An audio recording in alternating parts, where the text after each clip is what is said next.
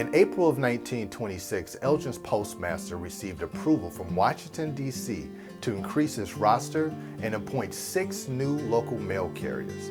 Among the newly appointed carriers was Louis Percy Andrews, Elgin's first black mail carrier.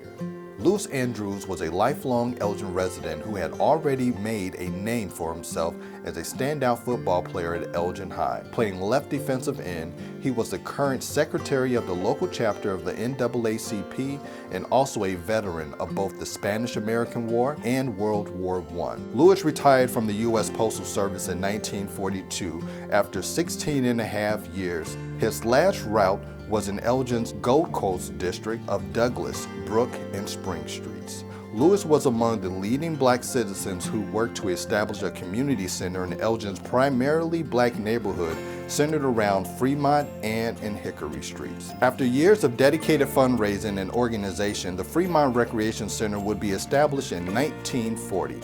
It would offer youth meetings, cooking classes, woodshop training, game nights, sports activities, and music programs.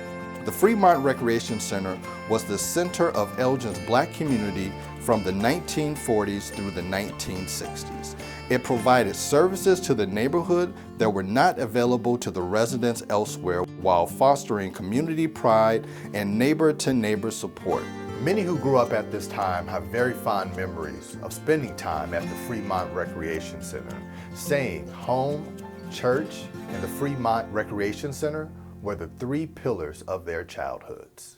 Museum Moments is brought to you by the City of Elgin, a top city for people to live, create opportunities, grow their families and businesses, and enjoy visiting year-round. And by the Florence B. and Cornelia A. Palmer Foundation, supporting the arts in Elgin since 1997.